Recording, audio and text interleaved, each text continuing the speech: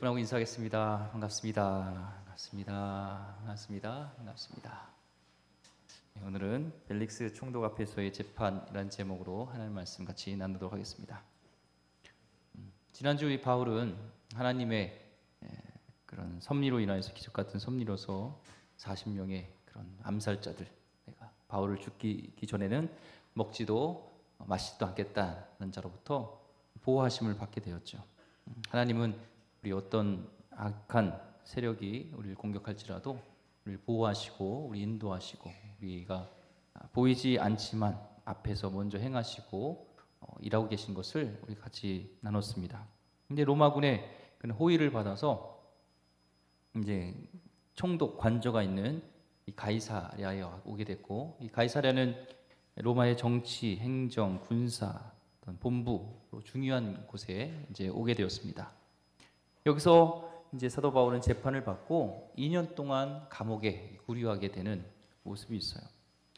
사도 바울은 많은 고난이 있었죠. 강도도 만나고 어떤 돌 던짐도 당하고 배가 파손되는 일도 있고 많은 배신도 당하고 쫓김도 당하고 그랬지만, 오늘 보면은 그는 이제 재판을 받고 감옥에서 가는 그런 고난을 받게 됩니다.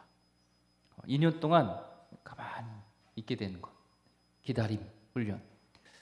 우리에게는 인생 가운데 이 기다리게 하는 그런 시간들이 있죠.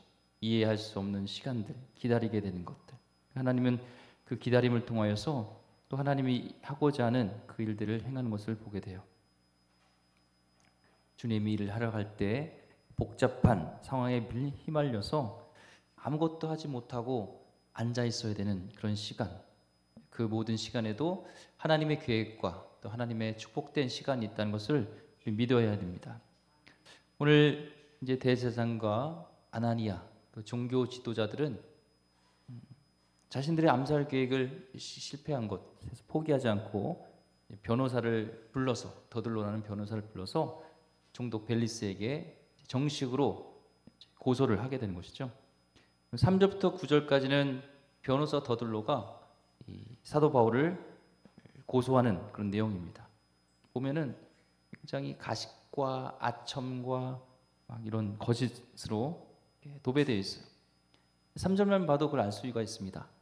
3절 보면 벨릭스가 하여 우리가 당신을 힘입어 태평을 누리고 또 이 민족이 당신의 성견으로 말미암아 여러 가지로 개선된 것을 우리가 어느 모양으로나 어느 곳에서나 크게 감사하나이다 하면서 아첨하는 거예요. 사실이 아닙니다. 지금 보면은 벨릭스 총독으로 인하여서 우리가 태평을 이루고 있다라고 얘기를 하는데 다 뻥입니다. 역사가 요세푸스에 의하면 이 총독 벨릭스는요, 시대적으로 가장 악하고 포악한 사람이었다고 그래요. 그래서 그 시대에 가장 유대인의 반란이 많이 일어났던 시대가 이 총독 벨리스가 통치하던 시대입니다. 다 알죠, 이 더들로도. 그런데 아첨을 잘해서 비를 잘 맞춰서 어떻게든 바울을 고소하려고, 바울을 죽여버리려고 하는 악한 음모를 꾸미는 것을 보게 됩니다. 또한 로마 총독, 로마 사람들이 정부에서 가장 예민하게 보는 부분을 다뤄서 사실이 아닌 거짓말을 꾸며가지고 사도 바울을 엮으려고 하는 것이죠. 뭐냐면 로마는 종교적인 거에서는 굉장히 관대해요. 그렇지만 사회 혼란을 일으키고 폭동을 일으키는 것에선 굉장히 엄중합니다.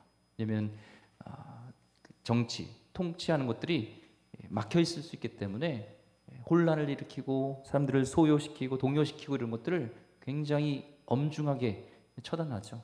그래서 민중을 봉기시키고 민중을 소요시켰던 사람은 십자가에 죽이기도 하고 사형을 시키기도 하고 엄중하게 처단합니다. 그는 정치적 이슈를 가지고 사도 바울을 고발하는 것을 보게 돼요.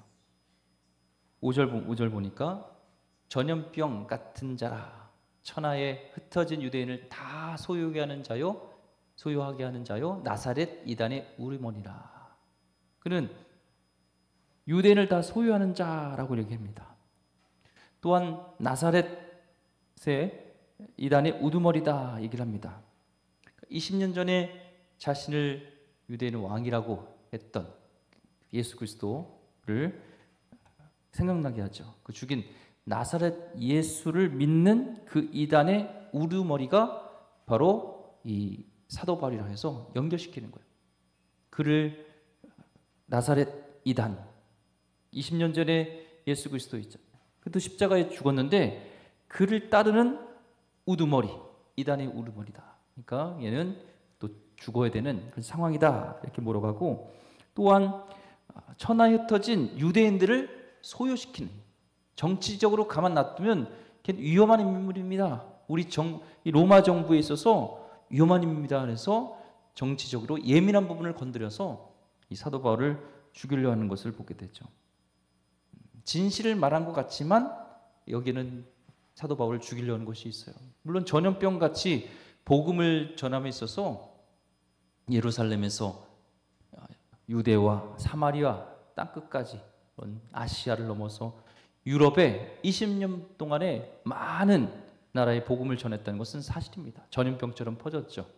마치 그 흑사병처럼. 중세시대 때 죽음으로 몰아갔던 유럽의 인구의 3분의 1을 죽게 한 것이 바로 흑사병입니다. 죽을 때 검게 죽는다고 해서 흑사병이라고 그랬죠. 플래그라고 하는데, 아프리카에서 무역을 하는 배가, 노예 무역하는 그런 배가 이제 이탈리아 항구에 온 항구에 정착하게 됩니다. 근데 거기에 그 플래그라는 흑사병 병균에 옮겨된 사람이 죽어 있었어요. 그것을 불태워버리고 다 이렇게 처리를 해야 되는데 거기에 사람이 승선을 하게 되고 거기서 그 전염병이 옮게 되고 결국에는 그 전염병처럼 유럽에 퍼지고 유럽 인구의 3분의 1이 죽는 일이 생기게 됐죠. 마치 그거와 같이 이 사도 바울은 그 전염병을 일으키는 자다라는 것을 얘기합니다. 믿는 자의 입장에서 볼 때는 맞죠. 정말 그 복음이 정말 전염병처럼 확산되고 퍼져가는 것을 보게 되고, 또 그렇지만 이 더둘로가 볼 때는 로마에 대해 고소하는 것은 그는 사람들을 소요시키고 동요시키고 또한 나사렛 이단이라는 그런 이단의 우두머리다 하면서 그를 고소하는 것을 보게 됩니다.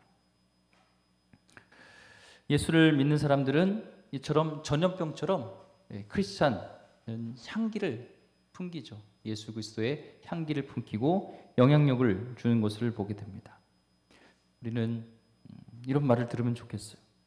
정말 예수님의 향기를 품기는 사람, 그리스도의 영향력을 발휘한 사람, 쟤는 전염병자 같아. 쟤만 가면 어떻게 가는 곳마다 예수님을 믿게 되지? 쟤만 가면은 하나님을 알지 못하는 사람들이 하나님을 알게 돼라는 소리, 그런 소리를 듣는 사람 되기를 소망합니다. 세상에 끊임없이 영향을 주는 사람이다 하면서 바울을 고소합니다. 더둘로의 말을 또 보니까 6절을 보니까 그가 또 성전을 더럽게 하려 함으로 우리가 잡았사오니 이렇게 얘기를 합니다. 사실 유대인들의 그런 법에 의하면 성전을 더럽게 하면은 죽여도 돼요. 사형까지 할 수 있는 것이 성전을 거룩하기 때문에 그것은 성전을 더럽다는 것은 죽일 수 있는 것입니다. 그러니까 유대인의 법으로 있을 때는 그는 지금 성전을 더럽혔기 때문에 사형 선고를 내려도 괜찮습니다. 근데 이것을 로마법으로 정확하게 인정해달라 얘기를 한 것이죠. 그리고 8절에 신문에 보면 정확하게 그것을 알게 될 것이다 얘기를 하면서 8절에 보면 이것을 누가 고발하냐? 우리가 고발한다는 거예요. 우리가. 나 혼자가 아니라 민심이, 유대인들이 다 지금 이것을 고발하고 있습니다 하면서 당신은 지금 유대의 총독이죠. 유대인 민심을 잘 생각한다면 지금 어떤 판단을 내려야 되는지 잘 알 겁니다 라는 압력이 들어가 있는 거예요. 우리가 이것을 다 고발한다라는 것은 민심이 그렇으니까 빨리 사도 바울을 처단해달라라는 뜻이 담겨져 있는 것이죠. 이렇게 더둘로의 고소가 있었고 고발이 있었고 이제 사도 바울의 변증, 변호가 있습니다.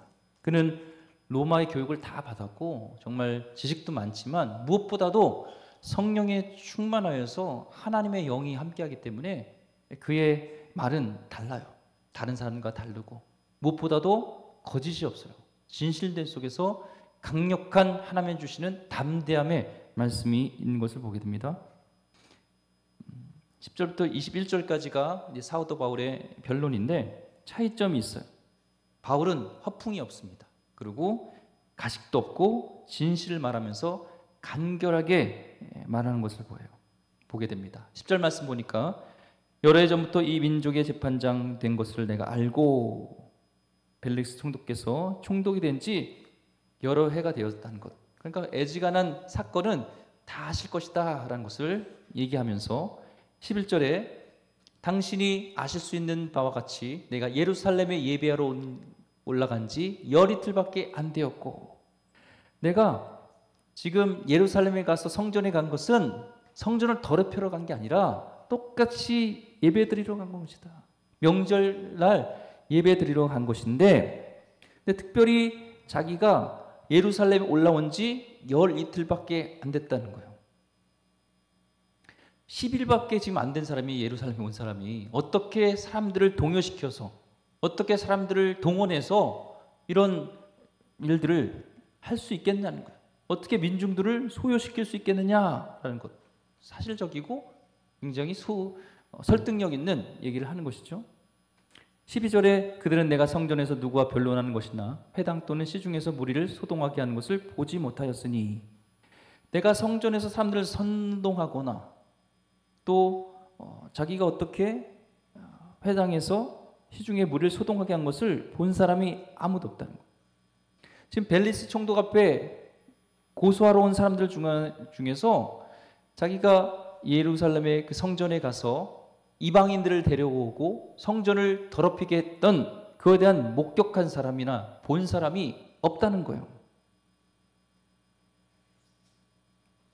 이어서 14절 15절을 보니까 그러나 이것을 당신께 고백하리이다. 나는 그들이 이단이라는 도를 따라 조상이 하나님을 섬기고 율법과 선지자들의 글에 기록된 것을 다 믿으며 그들이 기다리는 바 하나님께 향한 소망을 나도 가졌으니 곧 의인과 악인의 부활이 있으리라 함이니라. 거짓된 혐의는 강력하게 부인하지만 자기 신앙에서는 부인하지 않는 사도 바울을 보게 됩니다. 하나님을 믿고 또한 율법과 선지자의 글에 기록된 것을 내가 믿으며 또한 기다리는 바 하나님께 향한 소망도 나도 가졌고 곧 의인과 악인의 부활이 있다는 것, 예수님이 다시 오심과 부활이 있다는 것을 믿는 자입니다 라면서 자기 신앙을 누구든지 어떤 사람 앞에든지 떳떳하게 얘기합니다. 사단은 환경을 만들어서 예수를 부인하게 만들고 두렵게 만들지만, 지금 많은 유대인들과 자기 종교 지도자들과 또한 앞에 총독과 또한 자기를 고발하는 이 두돌러란 사람 앞에 섰을 때 얼마나 두려웠겠어요, 그 압박감이. 그런데 그는 그들 앞에서도 당당하게 자기 신앙을 고백하는 모습을 보게 됩니다.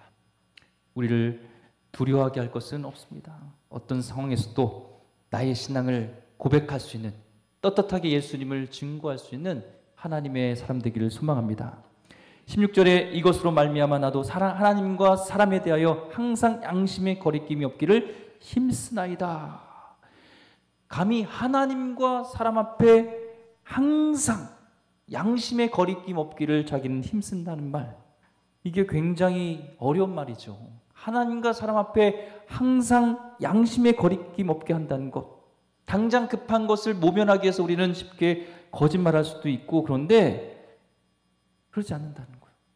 그는 떳떳하게 언제든지 하나님과 사람 앞에 거리낌이 없는 그런 사람으로 살았다는 것을 얘기합니다. 우리는 이 사도 바울의 고백처럼 장난이라도 거짓말을 하면 안 됩니다. 진리랑 가까이 하고 어둠을 멀리게 할 때 하나님이 도와주시고, 분리할 때도 하나님이 당당하게 힘을 주시죠. 한국교회에 위축된 것은 사실은 어떤 건물이나 돈이 없어서가 아니에요. 당당하지 못한 것은 거룩하지 않아서입니다. 우리 가운데 다시 한번 진실된 교회가 될 때 우리는 세상 앞에서 당당하게 설 수 있는 자가 될 줄 믿습니다. 17절과 18절 말씀, 여러 해 만에 내가 내 민족을 구제할 것과 재물을 가지고 와서 드리는 중에 내가 결례를 행하였고 모임도 없고 소동도 없이 성전에 있는 것을 그들이 보았나이다. 그러나 아시아로부터 온 어떤 유대인들이 있었으니. 몇 년 만에 정말 예루살렘에 방문하게 된 것은 지금 예루살렘에 큰 기근이 들어서 어렵다는 얘기를 듣고 지금 이방 교회에서 구제헌금, 연보를 마게도니아 교회라든지 이런 데서 헌금을 걷었잖아요. 구제헌금을. 그거 가지고 같이 온 거잖아요. 그들의 교회 대표들과 같이 왔잖아요. 그걸 전달해 주려는 것 뿐이었어요. 그런데 유대인들은 오히려 자기를 고소하는 거예요.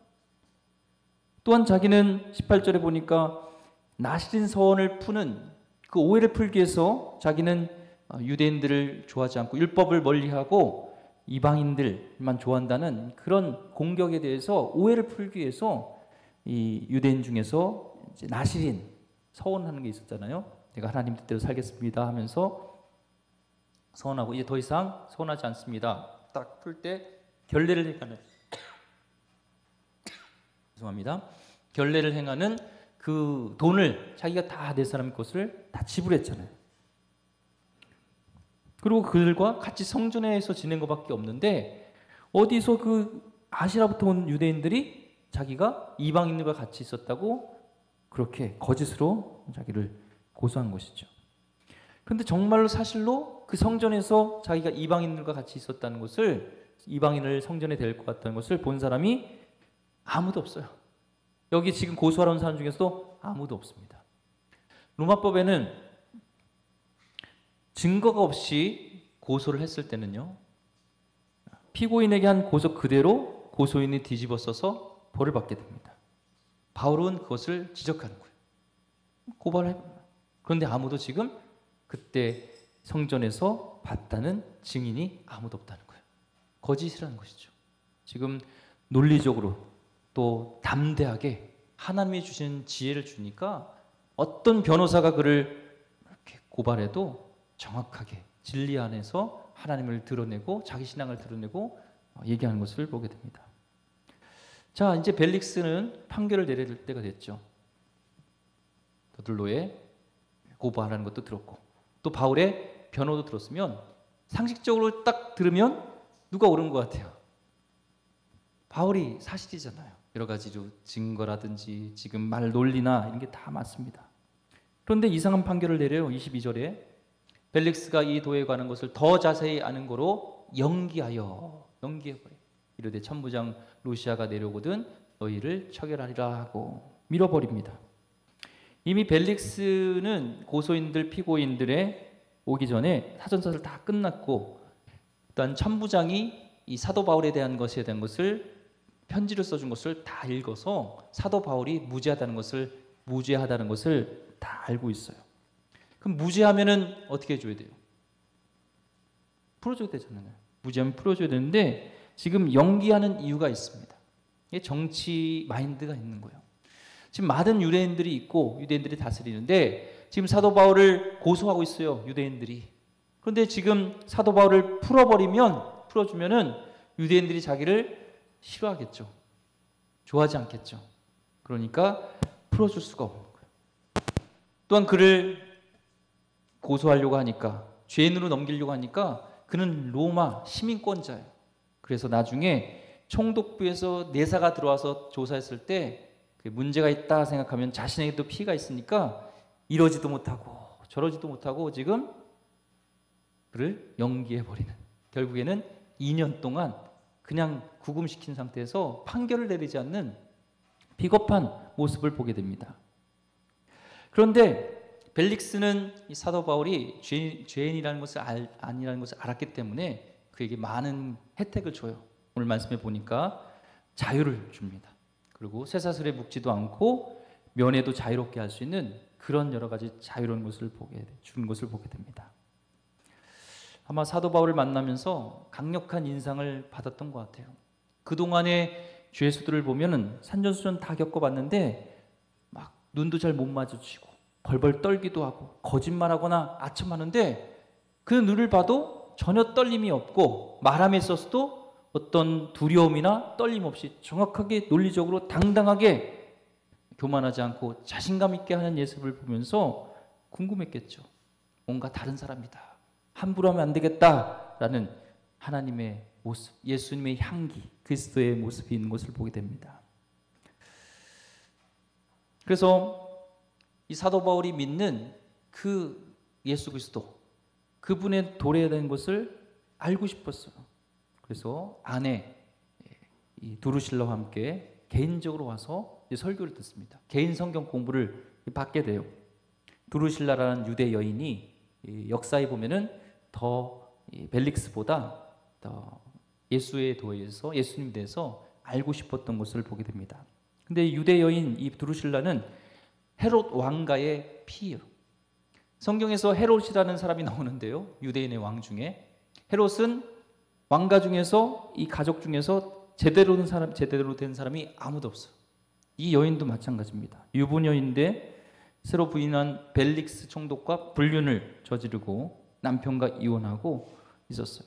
항상 죄책감에 시달리면서 기독교에 대해서는 관심은 있었지만 갈급함이 있었지만 자기를 드러내지 못했는데, 사도 바울이 예수님을 전하는 자고 또 감옥에 있다니까 그를 만나러 오게 됩니다. 이 부부에게 사도 바울은 정확하게 하나님의 메시지를 전달해 주는데, 그 전달된 메시지가 그래요. 25절, 바울이 의와 절제와 장차 오는 심판을 강론하니 벨릭스가 두려워하여 대답하되 지금은 가라, 내가 틈이 있으면 너를 부르리라 하고. 바울이 하나님이 주셨던 이 부부에 대한, 벨릭스와 또한 이 두루실라에 대한 정확한 게 뭐냐면 의의 의. 첫째는 의. 벨릭스는 노예 출신으로서 총독까지 되기 위해서 많은 권모술수와 뇌물을 주고 여자 편력도 있었고 수단 방법을 가리지 않았던 악독한 정치꾼. 그 의로운 것들, 의롭지 않은 것에 대한 것을 얘기했고요. 두 번째는 절제한 것, 도덕적으로 거룩하지 않은 것을 얘기하고 불륜으로 남의 가정을 깨버린 것을 지적했습니다. 또한 지금은 총독이고 명품을 갖고 있고 좋은 차를 타는 것 같지만 너희 행위를 하나님이 기억하고 계시고 반드시 심판이 있다는 것을 지금 선포한 거예요. 하나님의 말씀이 임했을 때 그것을 듣고 회개해야죠. 하나님의 심판을 메시지를 전하는 것은 회개하라는 것이지 사랑이 있으셔서 말씀하는 것이지 심판까지 가길 원하지 않는 거예요. 두려워하며 대답한다 얘기를 합니다. 하나님의 말씀은 어떤 콘서트라든지 강의랑 달라요. 히브리서 4장 12절 13절 말씀에도 하나님의 말씀은 살아있고 활력이 있어 좌우에 날선 어떤 것보다도 예리하여 혼과 영과 및 관절과 골수를 찔러 쪼개기까지 하며 또 마음의 생각과 뜻을 판단하나니 지으신 것이 하나도 그 앞에 나타나지 않음이 없고 우리의 결산을 받으실 이의 눈앞에 만물이 벌거벗은 것 같이 드러나느니라. 하나님 말씀 앞에 감출 게 없어요. 오늘 이 시간에 하나님께서 주시는 진리의 검으로 우리를 찔르실 때, 우리 가운데 아픔이 있을 때 온전한 회개가 있기를 원합니다. 회개는 기회가 있는 것이요. 다시 돌이키고 다시 주께 돌아오면 하나님은 다시 우리를 싸매 주시고 우리 가운데 축복의 길로 인도해 주시는 것이죠. 하나님의 앞에서 죄가 있으면은 가림이 있고 하나님과의 그런 교통함이 없으면 형통하지 않아요. 오늘 내 가운데 답답함과 두려움과 마음의 평안이 없다면 오늘 말씀 앞에 다시 한번 돌아보면서 나는 의와 절제와 장차 오는 심판에 대한 부분들에 대해서 다시 한번 우리 마음속에 찔림이 있고 회개하는 시간이 되기를 소망합니다. 그는 두려워하여 대답합니다. 두려워하여 대답하게 됩니다. 하나님은 우리의 은밀한 죄도 사람은 모르지만 그것을 다 드러내게 하시죠. 그 순간이 축복의 시간이에요. 아이가 사탕을 이렇게 훔칠 때 그게 들킨 것이 축복이에요. 나중에는 그 사탕이 나중에는 더 큰 도둑이 되는 것처럼 벨릭스는 말씀을 듣는 순간 두려움이 왔습니다. 아, 이것은 인간의 말이 아니구나. 그렇다면 그것을 깨달았으면 하나님이 나에게 주신 말씀이면 회개하고 돌이키고 다시 주께 돌아와야 되는데, 주께 와야 되는데 그는 그러지 않고 회개가 아니라 도피해버립니다. 오늘 하나님의 말씀이 우리에게 주실 때 도피가 아니라 하나님 앞에 나오는 회개의 역사가 있길 소망합니다. 회개의 길을 주신 것은 심판이 아니라 사랑하셔서 고치시고 살리시기 위함이었어요. 그런데 그는 회개하지 않고 이제는 26절에 동시에 또 바울에게서 돈을 받을까 바라는 거로 더 자주 불러 같이 이야기하더라. 처음에는 어떤 영적으로 아내와 같이 와서 예수님에 대한 하나님의 말씀을 듣고 싶어서 왔는데 이것을 두렵게 하나님 주신 말씀으로 받아들이고 회개하지 않고 두 주인을 섬길 수 없는데 돈과 하나님 중에 그는 돈을 섬기게 되면서 자꾸 사도 바울을 만나게 되는 것이 하나님의 도에 대해서 알고 싶고 하나님의 말씀을 듣고 싶어가 아니라 하나님의 뜻을 알고 싶어가 아니라 돈 받으려고 하는 하나님과 물질 가운데 만몬이라는 돈을 선택하게 하는 안타까운 상황을 보게 됩니다. 27절 이때가 지난 후 보르기오 베스토가 벨릭스의 소임을 이어받으니 벨릭스가 유대인의 마음을 얻고자 하여 바울을 구류하여 두니라. 무죄인 걸 알면서도 민심을 자극하지 않기 위해서 억울한 옥살이를 2년 동안 시키게 되는 거죠. 사람과 돈을 두려워하는 사람, 하나님을 믿고 구원받을 수 있는 기회를 놓쳐버렸던 사람. 그러면서 바울은 이 사람으로 인해서 억울하게 2년 동안 감옥 생활을 하게 됩니다.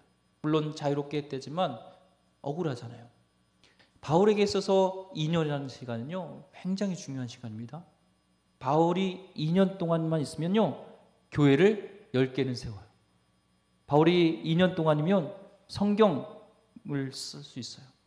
사도 바울에게 그 2년이라는 시간은 굉장히 아까운 시간, 많은 사람들에게 복음을 전할 수 있는 그런 시간인데 그는 그 2년 동안 묶여있는 시간을 갖게 됩니다.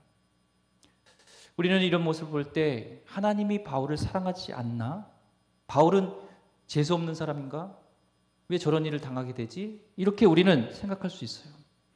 근데 하나님이 하나를 우리 가운데 뺄 때는 뭔가를 우리에게 더해 주시려 하는 하나님의 방법이 있다는 거예요. 더 좋은 것을 주고자 하는.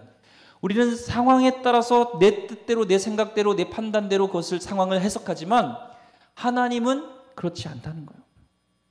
만약에 지금 감옥에 있지 않고 밖에 나가면요, 40명의 암살자, 아니 유대인대 지도자들이 40명이 아니라 더 많은 암살자를 지금 보내서 지금 사도 바울을 죽일지 모릅니다. 철동같이 지키는 로마 군대 안에 있기 때문에 어떤 암살자라든지 어떤 누구도 사도 바울을 건들 수 없게 되어지고, 또 의식주를 해결해주는, 지금 사도 바울에게 있어서 가장 안전한 쉘터, 가장 안전한 보온소, 가장 안전한 곳은 지금 이 감옥이에요.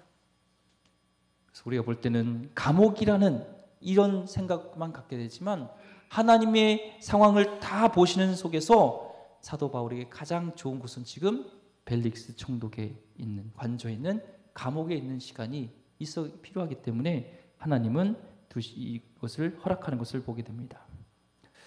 우리는 고난이 변장된 축복인 것을 깨달아야 됩니다. 우리 환경을 너무 쉽게 속단하지 마시고, 하나님은 생각은 우리의 생각보다 항상 낫고 항상 옳다는 것을 이해해야 됩니다. 이사야서 55장 8절 9절 말씀에 이는 내 생각이 너의 생각과 다르며 내 길은 너의 길과 다름이니라. 여호와의 말씀이니라. 이는 하늘이 땅보다 높음 같이 내 길은 너의 길보다 높으며 내 생각은 너의 생각보다 높음이니라. 우리가 보기에는 절망 같은 상황 속에서도, 어떤 상황에도 하나님 안에서는 절망이 없는 줄 믿습니다. 오늘 어떤 절망 가운데 있는 상황 가운데 있습니까? 그리스도 안에서 우리에게는 절망이 없고, 내가 상황을 볼 때는 절망 같아도 하나님은 우리 생각보다 더 뛰어난 것을 계획하셔서 하나님의 역사를 이루는 줄 믿습니다. 오늘 하나님을 신뢰하면서 하나님을 믿으며, 나에게 환경적으로 어렵고 힘들지만 하나님이 이 상황을 허락하신 이유가 분명히 있고 변장된 축복이라는 것을 믿으며 이 고난 이후에 분명히 더 좋은 것으로 하나님은 보이실 것을 믿으면서 오늘도 하나님을 신뢰하며 하나님께 나가는 하나님의 거룩한 백성 되기를 주의 이름으로 축원드립니다.